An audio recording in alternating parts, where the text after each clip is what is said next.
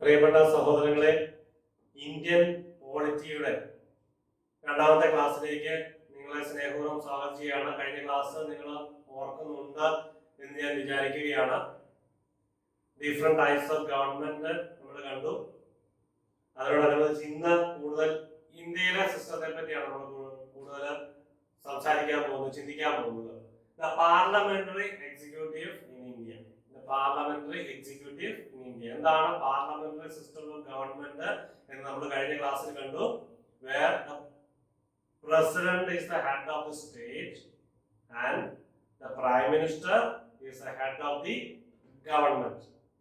Prime minister ആണ് head of the government. അതുകൊണ്ട് തന്നെ അദ്ദേഹത്തിനാണ് കൂടുതൽ അധികാരങ്ങൾ. പ്രസിഡന്റ് ഒരു സെറിമോണിയൽ പവർ ആണ്, അല്ലെങ്കിൽ ടിറ്റുലർ പവർ ആണ്. അദ്ദേഹത്തിന് അധികാരം ഇല്ല എന്ന് പറയുമ്പോഴും അദ്ദേഹമാണ് the head of the state, the first citizen. ഇന്ത്യയിലെ ദ പ്രസിഡന്റ് ആണ് the first citizen. Okay, the head of the executive, the head of the state. Okay, the constitution adopted, the Indian constitution adopt the parliamentary system of executive, the parliamentary system of government or democracy for the governments both at the center and state level. ഇത് തന്നെയാണ് centre, ഈ parliamentary system തന്നെയാണ് സെന്ററിലും, അതായത് ലോക്സഭ, രാജ്യസഭ, അതോടൊപ്പം തന്നെ സ്റ്റേറ്റുകളിലും. ഇന്ത്യയിലെ എല്ലാ സ്റ്റേറ്റുകളിലും ഈ പാർലമെന്ററി സിസ്റ്റം ഓഫ് ഗവൺമെന്റ് തന്നെയാണ് ഇന്ത്യൻ കോൺസ്റ്റിറ്റ്യൂഷൻ അഡോപ്റ്റ് ചെയ്തിട്ടുള്ളത്. According to the system, there is a president who is the formal head of the state of India, and the prime minister and council of ministers which run the government at the national level. Okay, നമ്മൾ കണ്ട കാര്യങ്ങളാണ്. Prime minister ആണ് ഭരണം നടത്തുന്നത്. Prime മിനിസ്റ്ററും council of മിനിസ്റ്റേഴ്സും. Council of ministers headed by the prime minister. Council of ministers എന്ന് പറയുമ്പോൾ അതിന്റെ പ്രത്യേക ശ്രദ്ധിക്കുക, ക്യാബിനറ്റ് ഉണ്ട് എന്ന് പറഞ്ഞാൽ മിനിസ്റ്റേഴ്സ്, അതോടൊപ്പം തന്നെ മിനിസ്റ്റേഴ്സ് ഓഫ് ദ സ്റ്റേറ്റ് എന്ന് പറഞ്ഞാൽ സ്വതന്ത്ര ചുമതലയുള്ള മന്ത്രിമാർ, മലയാളത്തിൽ പറഞ്ഞാൽ, ആൻഡ് ഡെപ്യൂട്ടി മിനിസ്റ്റേഴ്സ്. ഓക്കെ, അങ്ങനെ ക്യാബിനറ്റ്, സ്വതന്ത്ര ചുമതലയുള്ള മന്ത്രിമാര്, സഹമന്ത്രിമാര്, ഇങ്ങനെ പ്രധാനപ്പെട്ട മന്ത്രിമാര്, സ്വതന്ത്ര ചുമതലയുള്ള മന്ത്രിമാര്, സഹമന്ത്രിമാര്, അതാണ് കൗൺസിൽ ഓഫ് മിനിസ്റ്റേഴ്സ്. ഇതിന്റെ തലവൻ എന്ന് പറയുന്നത് പ്രൈം മിനിസ്റ്റർ ആണ്. അവരാണ് ഭരണം നടത്തുന്നത്. പ്രസിഡന്റിന്റെ അംഗീകാരത്തോടുകൂടി, അനുവാദത്തോടുകൂടി ഭരണം നടത്തുന്നത്, അധികാര പവർ കയ്യിലിരിക്കുന്നത് ഈ council of ministers headed by the prime minister. Okay, at state level the executive comprises the governor and the chief minister. ഇവിടെ പ്രസിഡന്റിന്റെ പവർ റോള് കൈകാര്യം ചെയ്യുന്നത് ഗവർണർ ആണ്. പ്രധാനമന്ത്രിയുടെ റോള് സ്റ്റേറ്റിൽ കൈകാര്യം ചെയ്യുന്നത് ചീഫ് മിനിസ്റ്റേഴ്സ് ആണ്. മിനിസ്റ്റേഴ്സിന്റെ കൗൺസിൽ ഓഫ് മിനിസ്റ്റേഴ്സ് അത് സെയിം. അതുപോലെ തന്നെ ഇവിടെ മറ്റൊരു കാര്യം, മറ്റൊരു പ്രത്യേകത നിങ്ങൾ ചിന്തിക്കേണ്ടത്, പ്രസിഡന്റ് ഇലക്ട് ചെയ്യപ്പെടുന്ന ആളാണ്, ഗവർണർ അപ്പോയിന്റ് ചെയ്യപ്പെടുന്ന ആളാണ്. പ്രസിഡന്റ് എപ്പോഴും ഇലക്ട് ചെയ്യുക. പ്രസിഡന്റിന്റെ ഇലക്ഷന്റെ ഒരു പ്രത്യേകത ഇതിന് മുമ്പുള്ള ക്ലാസ്സിൽ ഒരു ചലഞ്ചായിട്ട് നിങ്ങളുടെ മുമ്പിൽ വെച്ചിരുന്നു. നമ്മുടെ ഹെഡ് ഓഫ് ദി സ്റ്റേറ്റ്, നമ്മുടെ പ്രസിഡന്റിനെ എങ്ങനെയാണ് ഇലക്ട് ചെയ്യുന്നത്, ആ ഇലക്ഷൻ പ്രൊസീജിയർ എപ്രകാരമാണെന്ന് നിങ്ങൾ കണ്ടുപിടിക്കണമെന്ന് ഞാൻ പറഞ്ഞിരുന്നു. അപ്പൊ നിങ്ങൾ അതിനെപ്പറ്റി ചിന്തിച്ചിട്ടുണ്ടാവുമെന്ന് ഞാൻ വിചാരിക്കുകയാണ്. ഇന്നത്തെ ക്ലാസ്സിൽ എങ്ങനെയാണ് പ്രസിഡന്റിനെ ഇലക്ട് ചെയ്യുന്നത് എന്ന് നമ്മൾ സംസാരിക്കുന്നതാണ്. അപ്പോൾ ഗവർണർ അപ്പോയിന്റ് ചെയ്യപ്പെടുന്ന ആളാണ്. ഗവൺമെന്റ് ആരാണ്? ഗവർണർ അപ്പോയിന്റ് ചെയ്യപ്പെടുന്ന ആളാണ്. ഗവർണറെ ആരാണ് അപ്പോയിന്റ് ചെയ്യുന്നത്? The president of India. Okay, അദ്ദേഹം ഇലക്ട് ചെയ്യപ്പെടുന്നതല്ല, പക്ഷെ പ്രസിഡന്റ് ഇലക്ട് ചെയ്യപ്പെടുന്ന ആളാണ്. പക്ഷെ ഇൻഡയറക്റ്റ് ഇലക്ഷൻ ആണ്. Proportional representation through single transferable vote, STV, അങ്ങനെയാണ് പ്രസിഡന്റിന്റെ തെരഞ്ഞെടുപ്പ് പ്രക്രിയ. Okay, the president of India. ഇനി നമ്മൾ കൂടുതൽ കോൺക്രീറ്റ് ആയിട്ട് ചിന്തിക്കാൻ പോവുകയാണ്. പ്രസിഡന്റ് ഓഫ് ഇന്ത്യ ആരാണ്? പ്രസിഡന്റ് ഓഫ് ഇന്ത്യ ആർട്ടിക്കിൾ 74(1) അനുസരിച്ച് constitution of India base the executive power of the union formerly in the president. The executive power എന്ന് പറയുന്നത് പ്രസിഡന്റ്, എക്സിക്യൂട്ടീവ് ഹെഡ് എന്ന് പറയുന്നത് president of India. In reality president exercises these powers through, ശ്രദ്ധിക്കുക, പ്രസിഡന്റിന്റെ ഈ അധികാരങ്ങൾ മുഴുവൻ through the prime council of ministers headed by the prime minister. President തന്റെ അധികാരം ഉപയോഗിക്കുന്നത്, ഗവൺ ചെയ്യുന്നത് the council of ministers, through the council of ministers headed by the Prime Minister. Council of Ministers-ന്റെ തലവൻ the Prime Minister ആണ്. ഗവൺമെന്റിന്റെ തലവൻ the Prime Minister ആണ്. In this formal sense, the President has wide range of executive, legislature, judiciary and emergency powers. ഇങ്ങനെ നോക്കുമ്പോൾ എല്ലാ അധികാരങ്ങളും പ്രസിഡന്റിലേക്കാണ് എത്തിച്ചേരുന്നത്. പക്ഷേ പ്രസിഡന്റ് ഇത് നിർവഹിക്കുന്നത് council of ministers headed by the prime minister. അങ്ങനെ നോക്കുമ്പോൾ president wide range of powers ഉണ്ട്, അധികാരങ്ങളുണ്ട്. എക്സിക്യൂട്ടീവ് പവർ ഉണ്ട്, ലെജിസ്ലേറ്റീവ് പവർ ഉണ്ട്, ജുഡീഷ്യൽ പവർ ഉണ്ട്, അതോടൊപ്പം തന്നെ എമർജൻസി പവേഴ്സ് ഉണ്ട്.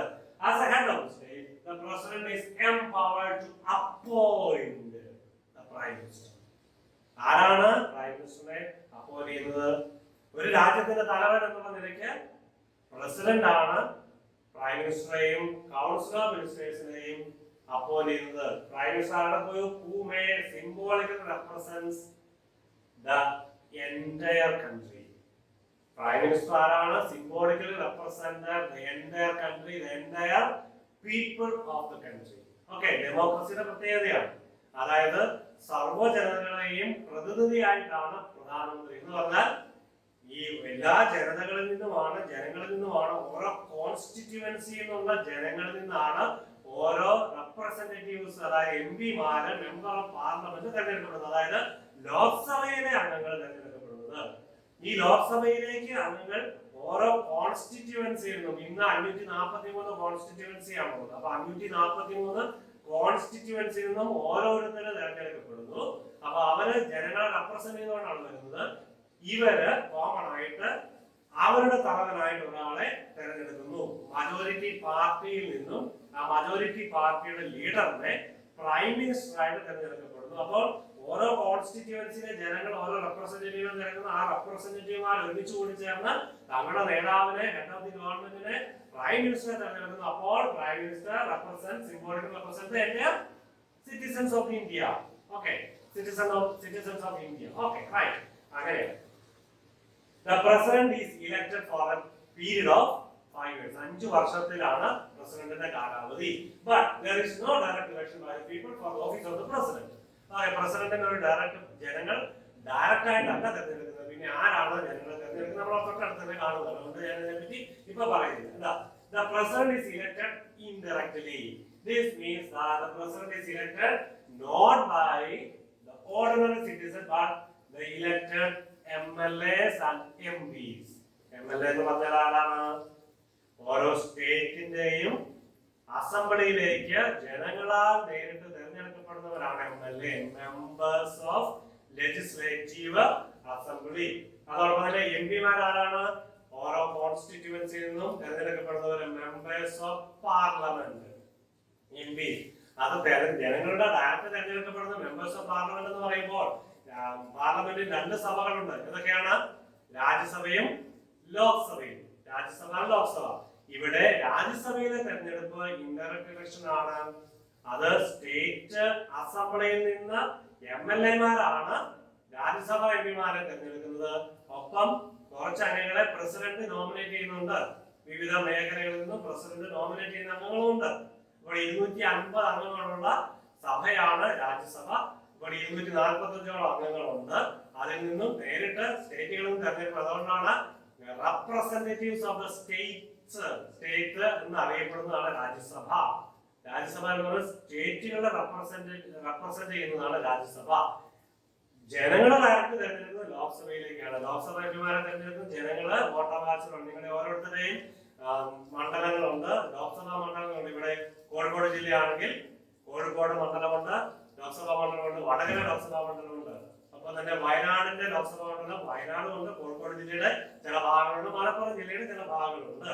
കണ്ണൂർ ലോക്സഭാ മണ്ഡലമുണ്ട്, കാസർഗോഡ് ലോക്സഭാ മണ്ഡലം. ഇവിടെ നിന്നൊക്കെ തെരഞ്ഞെടുക്കുന്നു. കേരളത്തിൽ നിന്നും 20 എംപിമാരാണ് ലോക്സഭയിലേക്ക് തെരഞ്ഞെടുക്കപ്പെടുന്നത്. രാജ്യസഭയിലേക്ക് തെരഞ്ഞെടുക്കപ്പെടുന്നത് 9 എംപിമാരാണ്. അങ്ങനെ ലോക്സഭയിലും രാജ്യസഭയിലും കൂടി കേരളത്തിൽ നിന്ന് 29 എംപിമാരാണുള്ളത്. ഓക്കെ, MLA-മാരോ 140 നിയോജക മണ്ഡലങ്ങളാണ്, നിയമസഭാ മണ്ഡലങ്ങളാണ് കേരളത്തിലുള്ളത്. അപ്പൊ 140 നിയമസഭാ അംഗങ്ങളാണ് കേരളത്തിലുള്ളത്. ഓക്കെ, അപ്പോൾ അവർ ഒരുമിച്ച് ചേർന്നാണ് എല്ലാ സ്റ്റേറ്റുകളുടെയും നിയമസഭാ അംഗങ്ങളും members of legislative assembly, members of legislative council വേറെയുണ്ട്, അവര് ഈ ഇലക്ടറൽ കോളേജിൽ ഇല്ല.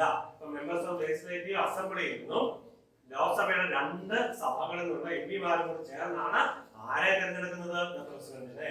The election takes place in accordance with the principle of proportional representation with single transferable vote. ഇതിനെപ്പറ്റി ഞാൻ പറഞ്ഞതാണ്.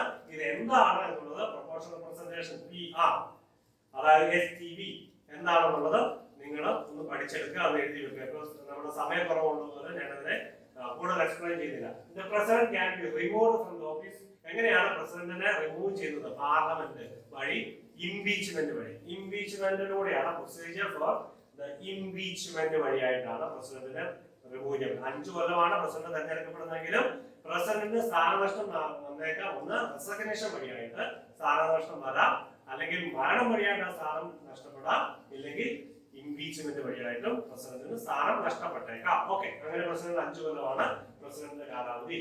പ്രൈം മിനിസ്റ്റർ കാലാവധി എത്രയാണ്? അതും 5 കൊല്ലമാണ്. ലോക്സഭാംഗങ്ങളുടെ കാലാവധി ശ്രദ്ധിക്കുക, ഞാൻ പറയുന്നത് വളരെ വ്യക്തമായിട്ട് ശ്രദ്ധിച്ചിരിക്കുക. ലോക്സഭാംഗങ്ങളുടെ കാലാവധി ആർക്കെങ്കിലും പറയാമോ? 5 കൊല്ലമാണോ? ലോക്സഭാംഗങ്ങളുടെ കാലാവധി 5 കൊല്ലം. രാജ്യസഭാംഗങ്ങളുടെ കാലാവധി 6 കൊല്ലം. രാജ്യസഭാംഗങ്ങളുടെ കാലാവധി 6 കൊല്ലം. നമ്മൾ അടുത്ത ക്ലാസ്സിൽ അതിനെപ്പറ്റി കൂടുതൽ പറയുന്നുണ്ട്. ഓരോ 2 കൊല്ലം കൂടുമ്പോൾ 1/3 of the total number of members of Rajya Sabha elected. അങ്ങനെ 2 കൊല്ലം കൂടുമ്പോൾ 3-1 പേര് ഇലക്ട് ചെയ്യപ്പെട്ടുകൊണ്ടിരിക്കും. പാർലമെന്റിൽ രാജ്യസഭ ഒരു പെർമനന്റ് ബോഡിയാണ്. ലോക്സഭ 5 കൊല്ലം കഴിയുമ്പോൾ ഡിസോൾവ് ചെയ്യപ്പെടും. അതൊക്കെ പ്രത്യേകം ശ്രദ്ധിച്ചോണം. Okay. Constitutionally, the president has right to be informed of all the important matters and deliberations of the Council of Ministers. President ആണെങ്കിൽ പ്രസിഡന്റിന് എല്ലാ കാര്യങ്ങളും അറിയാനുള്ള അവകാശമുണ്ട്. പ്രസിഡന്റിനെ ഇൻഫോം ചെയ്യപ്പെടണം. എല്ലാ കാര്യങ്ങളും, ഭരണ സംവിധാനം, പോളിസി സംബന്ധമായ എല്ലാ കാര്യങ്ങളും പ്രസിഡന്റ് അറിഞ്ഞിരിക്കണം. ആരാണ് ഇനി പ്രസിഡന്റ് ഇത് അറിയിക്കേണ്ടത്? The Prime Minister is obliged to furnish all the information that the President may call for. പ്രസിഡന്റിന് ഈ കാര്യങ്ങളൊക്കെ നിയമപരമായിട്ട് അറിയിക്കേണ്ട ഉത്തരവാദിത്തം prime മിനിസ്റ്റർക്കാണ്. The President often writes to the Prime Minister and expresses his views on matters confronting the country. ഇവർ തമ്മിൽ എഴുത്തുകുത്തുകളുണ്ട്, പരസ്പരം ബന്ധപ്പെട്ടാണ് ഇരിക്കുന്നത്. എല്ലാ കാര്യങ്ങളും പ്രസിഡന്റ് അറിഞ്ഞിരിക്കണം. പ്രസിഡന്റിനെ പ്രധാനമന്ത്രി അറിയിക്കണം. പ്രസിഡന്റിന്റെ ആശയങ്ങളും അദ്ദേഹത്തിന്റെ കാഴ്ചപ്പാടുകളും രാജ്യത്തെ പറ്റിയുള്ള, രാജ്യത്തിന്റെ വെൽഫെയർ ഓഫ് ദ പീപ്പിൾ, അതിനെ പറ്റിയുള്ള എല്ലാ കാര്യങ്ങളും പ്രസിഡന്റ് പ്രധാനമന്ത്രിയും കൗൺസിൽ ഓഫ് മിനിസ്റ്റേഴ്സിനെയും അറിയിച്ചുകൊണ്ടിരിക്കുക. The link between the president and the council of ministers, or the link between the president and the legislature, or the link between the president and the people of the country, ആരാണ്? The prime minister, the council of ministers. Okay, then നമ്മുടെ election procedure ചിന്തിക്കാൻ പോവുകയാണ്. പ്രസിഡന്റിനെ എങ്ങനെയാണ് elect ചെയ്യുന്നത്? സാധാരണ പ്രധാനമന്ത്രി എങ്ങനെയാണ് എലക്ട് ചെയ്യുന്നത് നിങ്ങൾക്ക് സിമ്പിൾ ആയിട്ട് അറിയാം. ഇപ്പൊ ഞാൻ പറഞ്ഞു കഴിഞ്ഞു, ഓരോ കോൺസ്റ്റിറ്റ്യുവൻസിനും ജനങ്ങളെ വോട്ട് ചെയ്ത് ഒരു MP തിരഞ്ഞെടുക്കും. ആ MP മാരെ ഒത്തുചേർന്ന് പ്രധാനമന്ത്രിയെ തിരഞ്ഞെടുക്കും. മജോറിറ്റി പാർട്ടിയുടെ നേതാവാണ്. അപ്പൊ മജോറിറ്റി പാർട്ടി അതിന്റെ നേതാവിനെ പ്രധാനമന്ത്രിയായിട്ട് തിരഞ്ഞെടുക്കും. ചിലപ്പോൾ ഓപ്പോസിഷൻ ഉണ്ടാവും. അപ്പോൾ ഇലക്ഷൻ വന്നു കഴിഞ്ഞാൽ കൂടുതൽ വോട്ട് കിട്ടുന്ന ആള് പ്രൈം മിനിസ്റ്റർ ആകും. പക്ഷെ പ്രസിഡന്റ് അങ്ങനെയല്ല. പ്രസിഡന്റ് കൂടുതൽ വോട്ട് കിട്ടുന്ന ആളാണ്. പക്ഷെ അതൊരു വെയിറ്റേജ് നമ്മളിപ്പോൾ കാണാൻ പോവുകയാണ്. 17th Amendment Act 1992 അതനുസരിച്ചാണ് ഇലക്ടറൽ കോളേജ് ഓഫ് പ്രസിഡന്റ്. അതൊരു അമെന്റ്മെന്റ് ആയിരുന്നു. ആ അമെന്റ്മെന്റ് 1992 70ാമത്തെ ഭരണഘടനാ ഭേദഗതി അനുസരിച്ചാണ് ഈ ഇലക്ടറൽ കോളേജ്. ആ ഇലക്ടറൽ കോളേജ് ഏതാണെന്ന് നമുക്ക് കാണാം. ഈ ഇപ്പൊ നിങ്ങളുടെ ഇതിൽ ശ്രദ്ധിക്കുക, അമെന്റ്മെന്റ് നമ്മുടെ കോൺസ്റ്റിറ്റ്യൂഷന്റെ അമെന്റ്മെന്റ് പറയുന്നത് ഇങ്ങനെയാണ്. 17th Amendment Act 1992. അപ്പൊ എത്രാമത്തെയാണ് അമെന്റ്മെന്റ്, അത് ഏത് വർഷമാണ് എന്നുള്ളത് നിങ്ങൾ പഠിക്കും. ഓരോന്നും പ്രധാനപ്പെട്ട അമെന്റ്മെന്റ് ആണ്. ഈ അടുത്ത കാലത്ത് വന്ന അമെന്റ്മെന്റ് ഏതാണ്? പ്രധാനപ്പെട്ട അമെന്റ്മെന്റ് ജമ്മു കാശ്മീർ എന്ന സംസ്ഥാനത്തെ 2 തീർത്തു. അതിനെ സ്റ്റേറ്റ് വിട്ട് മാറ്റി അതിനെ ഒരു 2 കേന്ദ്രഭരണ പ്രദേശമാക്കി മാറ്റിയത് അമെന്റ്മെന്റ്. GST ഒരു അമെന്റ്മെന്റ് ആണ്. അപ്പൊ അതൊക്കെ നിങ്ങൾ പ്രധാനപ്പെട്ട അമെന്റ്മെന്റുകളൊക്കെ നിങ്ങൾ പഠിക്കണം. പഞ്ചായത്ത് രാജ് സിസ്റ്റം ഒരു അമെന്റ്മെന്റ് ആണ്. ഓക്കെ, പ്രധാനപ്പെട്ട അമെന്റ്മെന്റുകളൊക്കെ കാണാതെ പഠിക്കണം. പരീക്ഷകളൊക്കെ ചോദിക്കാറുണ്ട്. Elected members of both houses of the parliament. എന്താണ് ഇലക്ടറൽ കോളേജ്? ഞാൻ നേരത്തെ പറഞ്ഞു, the elected members of both houses of the parliament, അതായത് രാജ്യസഭയിലെ ലോക്സഭയിലെ MP മാരും the elected members of the all state legislative assemblies, all state legislative assemblies. അപ്പോൾ ചില സംസ്ഥാനങ്ങളിൽ ലെജിസ്ലേറ്റീവ് കൗൺസിൽസും ഉണ്ട്. അതായത് കർണാടകയ്ക്കുണ്ട്, മഹാരാഷ്ട്രയ്ക്കുണ്ട്, മധ്യപ്രദേശിന്, ഉത്തർപ്രദേശിനുണ്ട് ലെജിസ്ലേറ്റീവ് കൗൺസിലും ലെജിസ്ലേറ്റീവ് അസംബ്ലിയും ഉള്ള സംസ്ഥാനമുണ്ട്. കേരളത്തിൽ ഒരു സഭയുള്ളൂ ലെജിസ്ലേറ്റീവ് അസംബ്ലി. ചില സംസ്ഥാനങ്ങളിൽ ലെജിസ്ലേറ്റീവ് കൗൺസിലും ഉണ്ട്. അപ്പൊ ലെജിസ്ലേറ്റീവ് കൗൺസിലിലെ അംഗങ്ങൾ ഒരിക്കലും ഈ ഇലക്ടറൽ കോളേജിൽ പെട്ടതല്ല. ആ ലെജിസ്ലേറ്റീവ് അസംബ്ലീസ് ഉള്ള മാത്രം. പക്ഷെ ലോക്സഭയിലെ രാജ്യസഭയിലെയും അംഗങ്ങളും സ്റ്റേറ്റിലെ ലെജിസ്ലേറ്റീവ് അസംബ്ലിയിലെ അംഗങ്ങളുമാണ് തെരഞ്ഞെടുക്കപ്പെടുന്നത്. ഇപ്പൊ ഞാൻ ഇവിടെ പറയുന്നുണ്ട് including national capital territory of Delhi and union territory of Puducherry. അപ്പൊ രണ്ട് ഈ നമ്മുടെ സ്റ്റേറ്റിന്റെ ഫോർമേഷൻ ക്ലാസ്സിൽ നമ്മൾ കേന്ദ്രഭരണ പ്രദേശങ്ങളെ പറ്റി പറഞ്ഞു ഈ രണ്ട് സംസ്ഥാനങ്ങളിൽ ലെജിസ്ലേച്ചർ ഉണ്ട്. സാധാരണ സ്റ്റേറ്റില് ഉള്ള അധികാരങ്ങൾ ഈ യൂണിയൻ ടെറിട്ടറീസിൽ ഇല്ല. പക്ഷെ എന്നാലും അവിടെ തെരഞ്ഞെടുക്കപ്പെടുന്ന ഒരു മന്ത്രിസഭയുണ്ട്, ചീഫ് മിനിസ്റ്റർ ഉണ്ട്, ലെജിസ്ലേറ്റീവ് അസംബ്ലി ഉണ്ട്. ഏതൊക്കെ കേന്ദ്രഭരണ പ്രദേശങ്ങളാണ്? നാഷണൽ ക്യാപിറ്റൽ ടെറിട്ടറി ഓഫ് ഡൽഹിയിലും പുതുച്ചേരിയിലും. ഒപ്പം ജമ്മു ആൻഡ് കാശ്മീരോട് ഞാൻ ചോദിച്ചിട്ടുണ്ട്, നിങ്ങൾ ചിന്തിക്കുക. ഇവിടെയും പുതിയ ഭരണഘടനാ ഭേദഗതി അനുസരിച്ച് ജമ്മു കാശ്മീരിനെയും ലഡാക്കിനെയും രണ്ട് കേന്ദ്രഭരണ പ്രദേശങ്ങളായിട്ട് തിരിച്ചപ്പോൾ ജമ്മു ആൻഡ് കാശ്മീരിൽ ലെജിസ്ലേറ്റീവ് അസംബ്ലി ഉണ്ടായിരിക്കും എന്ന് പറഞ്ഞിട്ടുണ്ട്. അപ്പോൾ ഇനി അടുത്ത തെരഞ്ഞെടുപ്പിൽ ഒരുപക്ഷെ ഈ ജമ്മു കാശ്മീരിലെയും തെരഞ്ഞെടുക്കപ്പെടുന്ന അംഗങ്ങള് അവർക്കും പ്രസിഡന്റ് തെരഞ്ഞെടുപ്പിൽ പങ്കുചേരാവുന്നതായിരിക്കും. അപ്പൊ നിങ്ങൾ അതിനെപ്പറ്റി ഒന്ന് പഠിച്ചിരിക്കുക, അത് അപ്ഡേറ്റ് ചെയ്ത് പഠിക്കുക. ഇപ്പോൾ നിലവിൽ കഴിഞ്ഞ പ്രസിഡന്റ് തെരഞ്ഞെടുപ്പ് വരെ എല്ലാ സ്റ്റേറ്റുകളെയും ഒപ്പം national capital territory of Delhi and Puducherry. ഈ ജമ്മു കാശ്മീർ നേരത്തെ സംസ്ഥാനമായിരുന്നു. അപ്പോൾ കഴിഞ്ഞ തെരഞ്ഞെടുപ്പിൽ അവിടുത്തെ MLA വോട്ട് ചെയ്തിട്ടുണ്ട്. ഓക്കെ, ഇനി ആർട്ടിക്കിൾ 55(3) ഏതാണ്? നമ്മൾ നേരത്തെ കണ്ടു, proportional representation and single transfer ഉണ്ട്. അത് ഏതാണ്? Article 55 paragraph 3. ഇനി മെമ്പേഴ്സ് ഓഫ് നോമിനേറ്റ് മെമ്പേഴ്സ് ആർക്കൊക്കെയാണ് have no right to vote? ആർക്കൊക്കെയാണ് പ്രസിഡന്റ് തെരഞ്ഞെടുപ്പിൽ അധികാരമില്ലാത്തത്? Members nominated by the president nominate ചെയ്ത അംഗങ്ങളുണ്ട്. നേരത്തെ ലോക്സഭയിലേക്ക് പ്രസിഡന്റ് 2 അംഗങ്ങളെ നോമിനേറ്റ് ചെയ്യാമായിരുന്നു, ആംഗ്ലോ ഇന്ത്യൻ കമ്മ്യൂണിറ്റി. അതിപ്പോ അതിപ്പോ ക്യാൻസൽ ചെയ്തിരിക്കുകയാണ്. അപ്പോൾ ആ അംഗങ്ങൾ ഇപ്പൊ നോമിനേറ്റ് ചെയ്യുന്നതല്ല. ഇപ്പൊ ലോക്സഭയിലേക്ക് ഇപ്പൊ നോമിനേഷൻ ഇല്ല. രാജ്യസഭയിലേക്ക് 12 അംഗങ്ങളെ രാഷ്ട്രപതിക്ക് നോമിനേറ്റ് ചെയ്യാം. ഇവർക്കും ഈ പ്രസിഡന്റ് തെരഞ്ഞെടുപ്പിൽ പങ്കെടുക്കാൻ അവകാശമില്ല. അവർക്കും ലെജിസ്ലേറ്റീവ് കൗൺസിൽ അംഗങ്ങൾ നേരത്തെ കണ്ടു, അവർക്ക് have no right to vote in the presidential election. അപ്പോൾ എങ്ങനെയാണ് പ്രസിഡന്റിനെ തെരഞ്ഞെടുക്കുന്നത്? ഇതിനൊരു വെയിറ്റേജ് അത് നമ്മൾ പ്രത്യേകം ശ്രദ്ധിക്കണം. അതായത് MP എന്ന് പറയുന്നത് മെമ്പേഴ്സ് ഓഫ് പാർലമെന്റ്, അതോടൊപ്പം തന്നെ MLA ഇവരുടെ രണ്ട് വോട്ടിന്റെ മൂല്യം ഒന്നാണോ? ഒന്നായിരിക്കാൻ പറ്റുമോ? ഒരിക്കലും അല്ല. കാരണം ഇവരുടെ വോട്ടിന്റെ മൂല്യത്തിന് വ്യത്യാസമുണ്ട്. എന്താണ് ആ വ്യത്യാസം എന്ന് പറയുന്നത്? അതായത് കേരളത്തിലെ സ്ഥിതി അനുസരിച്ച് 140 MLA ഉള്ളത്, 140 നിയമസഭാ മണ്ഡലങ്ങളാണ് നമ്മൾ കണ്ടത്. അതോടൊപ്പം തന്നെ 20 ലോക്സഭാ മണ്ഡലങ്ങളാണ് ഉള്ളത് നമ്മൾ കണ്ടത്. അപ്പൊ 20 ലോക്സഭാ മണ്ഡലങ്ങളിൽ നിന്നും കേരളത്തിൽ നിന്നും 20 പേരെ തെരഞ്ഞെടുക്കപ്പെടുന്നത് കുറെ ജനങ്ങളുടെ റെപ്രസെന്റേറ്റീവ് ആയിട്ടാണ്. അതോടൊപ്പം തന്നെ അതിനേക്കാളും താരതമ്യേന കുറഞ്ഞ ജനങ്ങളിൽ നിന്നാണ് നിയമസഭാ അംഗങ്ങൾ തെരഞ്ഞെടുക്കപ്പെടുന്നത്. അതായത് നോർമലായിട്ട് നമ്മൾ കേരളത്തെ ചിന്തിക്കുകയാണെങ്കിൽ 140 MLA 20 MP. അപ്പോൾ ഒരു MP മണ്ഡലം എന്ന് പറയുന്നത്, ഒരു ലോക്സഭാ മണ്ഡലം എന്ന് പറയുന്നത് 7 നിയമസഭാ മണ്ഡലങ്ങൾ കൂടിയതാണ്. ഒരു ലോക്സഭാ MP മണ്ഡലത്തിൽ നിന്നും 7 നിയമസഭാ അംഗങ്ങൾ തെരഞ്ഞെടുക്കപ്പെടുന്നുണ്ട്. ഓക്കെ, അങ്ങനെ നോക്കുമ്പോൾ ഒരു MP വെയിറ്റേജും വോട്ടിന്റെ മൂല്യവും ഒരു MLA വോട്ടിന്റെ മൂല്യവും വാല്യൂ അത് സെയിം ആണോ? അല്ല. അപ്പോൾ ഇത് സെയിം ആക്കാൻ അല്ലെങ്കിൽ ഇതിന്റെ മൂല്യം കണക്കാക്കാൻ ഒരു ഇക്വേഷൻ ഉണ്ട്. ആ ഇക്വേഷൻ നമ്മൾ ശ്രദ്ധാപൂർവ്വം ഒറ്റ നോട്ടത്തിൽ പെട്ടെന്ന് പഠിച്ചെടുക്കാൻ നോക്കുക. അതായത് ഒരു സംസ്ഥാനത്തെ MLA വോട്ടിന്റെ മൂല്യം കാണുന്നത് എങ്ങനെയാണ്? നമ്മൾ ആദ്യം കാണും സ്റ്റേറ്റിലെ MLA വോട്ടിന്റെ മൂല്യം കാണുന്നത്. അതായത് ഒരു സംസ്ഥാനത്തെ ജനങ്ങളുടെ ആകെ population, the number of the total population of the state divided by 1000 and again divided by the number of MLAs or number of all constituencies, നിയമസഭാ മണ്ഡലങ്ങൾ. ഓക്കെ, അതാണ് ഒരു MLA-യുടെ വോട്ടിന്റെ മൂല്യം. ഒന്നുകൂടെ ഞാൻ പറയാം. ആകെയുള്ള ജനസംഖ്യ 1000 കൊണ്ട് ഹരിക്കുക, 1000 കൊണ്ട് ഡിവൈഡ് ചെയ്യുക. വീണ്ടും ആ സ്റ്റേറ്റിൽ ആകെയുള്ള നിയമസഭാ അംഗങ്ങളുടെ എണ്ണം കൊണ്ടും ഡിവൈഡ് ചെയ്യും. അപ്പോൾ കിട്ടുന്ന തുകയാണ്, അപ്പോൾ കിട്ടുന്ന സംഖ്യയാണ് ഒരു MLA-യുടെ വോട്ടിന്റെ മൂല്യം പ്രസിഡന്റ് തെരഞ്ഞെടുപ്പിൽ. ഇപ്പൊ നിങ്ങൾക്ക് ഒരു ഉദാഹരണത്തിലൂടെ മനസ്സിലാക്കാൻ സാധിക്കും.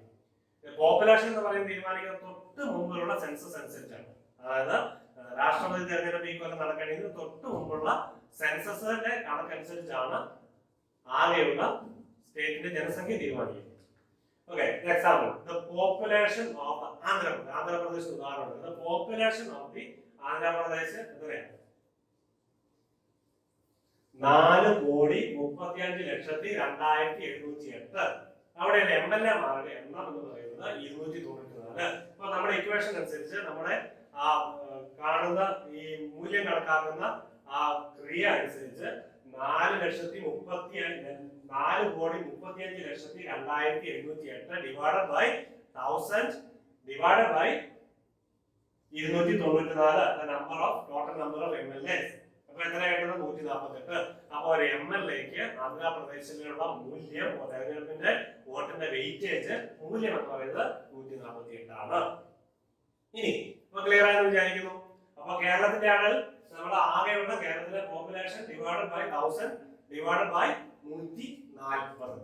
ഓക്കെ, അതാണ് കേരളത്തിലെ MPയുടെ MLA-മാരുടെ വോട്ടിന്റെ മൂല്യം. അപ്പൊ ഓരോ സംസ്ഥാനത്തെയും MLA-മാരുടെ വെയിറ്റേജ്, വോട്ടിന്റെ മൂല്യം വ്യത്യാസപ്പെട്ടിരിക്കും. ഓക്കെ, ശ്രദ്ധിക്കുക. അവിടെ ജനങ്ങളുടെ ജനസംഖ്യയും അവിടുത്തെ MLA-മാരുടെ എണ്ണവും അനുസരിച്ച് അത് വ്യത്യാസപ്പെട്ടിരിക്കും. അപ്പൊ അത് വെയിറ്റേജ് അങ്ങനെ നോക്കുമ്പോൾ weightage of members of parliament, ഇനി പാർലമെന്റിന്റെ അംഗങ്ങളുടെ, അതായത് MP-മാരുടെ വോട്ടിന്റെ മൂല്യം കണക്കാക്കുന്നത് എങ്ങനെയാണ്? MP-മാരുടെ വോട്ടിന്റെ മൂല്യം കണക്കാക്കുന്നത് എല്ലാ MLA-മാരുടെയും മൂല്യം കണക്കാക്കിയതിനു ശേഷം, അതിന്റെ ടോട്ടൽ വാല്യൂ കണക്കാക്കിയതിനു ശേഷം അതിനെ രാജ്യസഭയിലെയും ലോക്സഭയിലെയും അംഗങ്ങളുടെ എണ്ണത്തെ കൊണ്ട് ഡിവൈഡ് ചെയ്യും. ക്ലിയർ ആയോ? അതായത് 140 എത്രയാണ് ആന്ധ്രാപ്രദേശിന്റെ മൂല്യം? 148. അപ്പൊ ഇവിടുത്തെ എല്ലാ അംഗങ്ങളും 294 ഇൻറ്റു 148. അതാണ് ആന്ധ്രാപ്രദേശിലെ എല്ലാ MLA-മാരുടെയും വോട്ടിന്റെ മൂല്യം. ഓക്കെ, അതുപോലെ തന്നെ എല്ലാ സ്റ്റേറ്റുകളിലെയും അങ്ങനെ കാണുക. അങ്ങനെ കാണുന്ന ശേഷം അത് ടോട്ടലായിട്ട് കൂട്ടിയതിനു ശേഷം അതിനെ പാർലമെന്റിലെ എല്ലാ അംഗങ്ങളെയും കൊണ്ട് ഡിവൈഡ് ചെയ്യുക. അതായത് നോക്കുക, ഈ കഴിഞ്ഞ പ്രാവശ്യത്തെ തെരഞ്ഞെടുപ്പിന്റെ മൂല്യം അനുസരിച്ച് എല്ലാ MLA-മാരുടെയും വോട്ടിന്റെ മൂല്യം കൂട്ടിയിട്ട് കിട്ടിയത് ഈ 5,54,459. ആകെയുള്ള ലോക്സഭയിലെ അംഗങ്ങൾ, രാജ്യസഭയിലെ 243, രാജ്യസഭയിലെ 245, ലോക്സഭയിലെ 543 അംഗങ്ങളും കൂടി 783 അംഗങ്ങളുണ്ട്. 783 അംഗങ്ങള്. അപ്പൊ അങ്ങനെ നോക്കുമ്പോൾ 708 ആണ് ഒരു MP-യുടെ വോട്ടിന്റെ മൂല്യം, വെയിറ്റേജ്, വാല്യൂ. ഓക്കെ, അപ്പോൾ fractions of 1 in this case അത് കാൽക്കുലേറ്റ് ചെയ്യില്ല, അല്ലെങ്കിൽ ഫ്രാക്ഷൻസ് ഒഴിവാകും. ഓക്കെ, അപ്പൊ 708 ആണ് ഒരു MP-യുടെ മൂല്യം. ഓക്കെ, അങ്ങനെ നോക്കുമ്പോൾ MLA-യുടെ ഏറെക്കുറെ സെയിം ആട്ടോ. അപ്പൊ നിങ്ങൾക്ക് ഇത് ക്ലിയർ ആവുന്നത് ഒരിക്കൽ കൂടി ഇക്വേഷൻ. MLA വോട്ടിന്റെ വാല്യൂ തീരുമാനിക്കും total population of the state divided by number of MLAs divided again 1000. Okay, MP-യുടെ vote total of all MLAs vote divided by total number of MPs. രാജ്യസഭയിലെ ലോക്സഭയിലെ MP-മാരുടെ ആകെ തുകയിൽ നിന്നും ഇതിനെ അതുകൊണ്ട് ഹരിച്ചു കഴിഞ്ഞാൽ MP-യുടെ വോട്ട് കിട്ടും. അപ്പോൾ ഏറ്റവും കൂടുതൽ വോട്ട് മൂല്യം കിട്ടുന്ന, ഏറ്റവും കൂടുതൽ വോട്ട് കിട്ടുന്ന ആള് പ്രസിഡന്റ് ആയിട്ട് തെരഞ്ഞെടുക്കും. ഇത് നോക്കുമ്പോൾ നിങ്ങൾക്ക് കുറെ കൂടെ ക്ലാരിറ്റി കിട്ടും. 2017 രാംനാഥ് കോവിന്ദിന്റെ രാഷ്ട്രപതി തെരഞ്ഞെടുപ്പിലെ മൂല്യമാണ് കാണുന്നത്.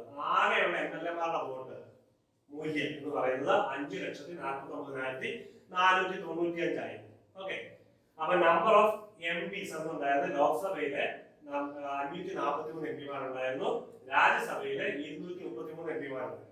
അപ്പൊ അവരുടെ രണ്ടുപേരുടെ കൂട്ടി 776. അപ്പോൾ ഈ സംഖ്യ കൊണ്ട് ഹരിച്ചു കഴിയുമ്പോൾ ഡിവൈഡ് ചെയ്ത് കഴിയുമ്പോൾ കിട്ടുന്നതാണ് 708. അപ്പൊ രാജ്യസഭയിലെ ലോക്സഭയിലെ എംപിമാരുടെ ഓരോ എംപിമാരുടെ മൂല്യം എന്ന് പറയുന്നത് 708 ആണ്. 708 ആണ്. അപ്പോൾ 776 എംപിമാരുണ്ട്. അതിനെ ഓരോരുത്തരെ 708 കൊണ്ട് ഗുണിച്ചു കഴിയുമ്പോൾ 708 കൊണ്ട് മൾട്ടിപ്ലൈ ചെയ്ത് കഴിയുമ്പോൾ കിട്ടുന്ന ലോക്സഭയുടെ എംപിമാരുടെ മൂല്യം 5,49,408. ഇതും വലിയ വ്യത്യാസം ഉണ്ടാവില്ല. ഇത് തമ്മിൽ അടുക്കുന്നുണ്ട്. 5,49,495, 5,49,408. വലിയ വ്യത്യാസമില്ല. ചെറിയ വ്യത്യാസങ്ങൾ. അത് ഫ്രാക്ഷന്റെ കുഴപ്പം കൊണ്ട് വന്നതാണ് ആ ഡിവിഷൻ, ആ ഒരു ചെറിയ ഡിഫറൻസ്. ഓക്കെ. അപ്പൊ നിങ്ങളെ പ്രസിഡന്റ് തെരഞ്ഞെടുപ്പ് എങ്ങനെയാണ് ഇന്ത്യൻ പ്രസിഡന്റ് തെരഞ്ഞെടുക്കുന്നത് മനസ്സിലായി. എംപിമാരുടെ MLA-മാരുടെ മൂല്യം കണക്കാക്കിക്കൊണ്ടാണ് ഈ തെരഞ്ഞെടുപ്പ് നടന്നത്. അതെങ്ങനെയാണ് കണക്കാക്കുന്നത് എന്ന് മനസ്സിലായി. ഇനി നിങ്ങൾ ഏത് സമയത്ത് ആര് ചോദിച്ചാലും ഇന്ത്യൻ പ്രസിഡന്റിനെ തെരഞ്ഞെടുക്കുന്ന കാര്യം നിങ്ങൾക്ക് ക്ലിയർ ആയി. ഇനി പവേഴ്സ് ഓഫ് ദ പ്രസിഡന്റ് എന്തൊക്കെയാണ്? ഇന്ത്യൻ പ്രസിഡന്റിന്റെ അധികാരങ്ങൾ നോക്കുക, പെട്ടെന്ന് നോക്കുക. ലെജിസ്ലേറ്റീവ് പവേഴ്സ് ഉണ്ട്, എക്സിക്യൂട്ടീവ് പവേഴ്സ് ഉണ്ട്, judicial powers, appointment powers, financial powers, diplomatic powers, military powers, parliament powers, emergency powers. ഇതൊക്കെയാണ് ഇന്ത്യൻ പ്രസിഡന്റ് പവർ. ഇതെല്ലാം നിങ്ങൾക്ക് അറിയാവുന്നതാണ്. കൂടുതൽ ഇതിനെപ്പറ്റി വിശകലനം ചെയ്ത് നിങ്ങൾ തന്നെ പഠിച്ച് മനസ്സിലാക്കുക. മിലിറ്ററി പവേഴ്സ് എന്ന് പറഞ്ഞാൽ നേവിയുടെ, ആർമിയുടെ, എയർഫോഴ്സിന്റെ തലവൻ ആരാണ്? President of India. Parliament powers എന്ന് പറഞ്ഞാൽ അർത്ഥം അതായത് ഒരാളെ തൂക്കിക്കൊല്ലാൻ വെച്ചാൽ, ഒരാളെ തൂക്കിക്കൊല്ലാൻ വെച്ചാൽ സുപ്രീം കോടതിയിൽ അവസാന ഹർജിയും തള്ളിയാൽ പിന്നെ ദയാഹർജിക്ക് പ്രസിഡന്റിന്റെ മുമ്പിൽ അദ്ദേഹത്തിന് അപേക്ഷ തുടങ്ങി. പ്രസിഡന്റ് ദയാഹർജിയും കൂടെ തള്ളിക്കളഞ്ഞാലേ ഇന്ത്യയുടെ കോൺസ്റ്റിറ്റ്യൂഷൻ അനുസരിച്ച് ഒരാളെ ക്യാപിറ്റൽ പണിഷ്മെന്റിന് വധശിക്ഷയ്ക്ക് വിധിക്കാൻ അധികാരമുള്ളൂ, അവകാശമുള്ളൂ. അപ്പോൾ അതാണ് parliament powers. Emergency powers, national emergency പ്രഖ്യാപിക്കാം. ഇന്ദിരാഗാന്ധിയുടെ കാലത്ത് നാഷണൽ എമർജൻസി പ്രഖ്യാപിക്കപ്പെട്ടു. ഫക്രുദ്ദീൻ അലി അഹമ്മദ് പ്രസിഡന്റ് ആയിരുന്നപ്പോൾ സ്റ്റേറ്റ് എമർജൻസി പ്രഖ്യാപിക്കാം, ഫിനാൻഷ്യൽ എമർജൻസി പ്രഖ്യാപിക്കാം. ഈ കോവിഡ് വന്നപ്പോൾ അങ്ങനെ ഒരു സാധ്യതയെ പറ്റി ചിന്തിച്ചിരുന്നു. ഫിനാൻഷ്യൽ എമർജൻസി പ്രഖ്യാപിക്കുന്നതിനെ പറ്റിയൊക്കെ, സാമ്പത്തിക അടിയന്തരാവസ്ഥ പ്രഖ്യാപിക്കുന്നത് ഒക്കെ, അതൊക്കെ പ്രസിഡന്റിന്റെ അധികാര പരിധിയിൽപ്പെട്ടതാണ്. പക്ഷെ ഇതൊക്കെ അദ്ദേഹം നിർവഹിക്കുന്നത് എങ്ങനെയാണ്? Through the council of ministers headed by the prime minister. Okay, the vice president of India. അദ്ദേഹം കൂടെ കണ്ടുകൊണ്ട് നമ്മുടെ ഈ ക്ലാസ് അവസാനിപ്പിക്കും. ആരാണ് വൈസ് പ്രസിഡന്റ് ഓഫ് ഇന്ത്യ? ഇന്നത്തെ വൈസ് പ്രസിഡന്റ് ആരാണ്? ശ്രീ വെങ്കയ്യ നായിഡു. അദ്ദേഹമാണ് ex officio chairman of Rajya Sabha. The vice president is the ex officio chairman of the Rajya Sabha. അത് വൈസ് പ്രസിഡന്റ് അദ്ദേഹത്തിന്റെ സ്ഥാനത്താൽ തന്നെ രാജ്യസഭയുടെ തലവനായിരിക്കും.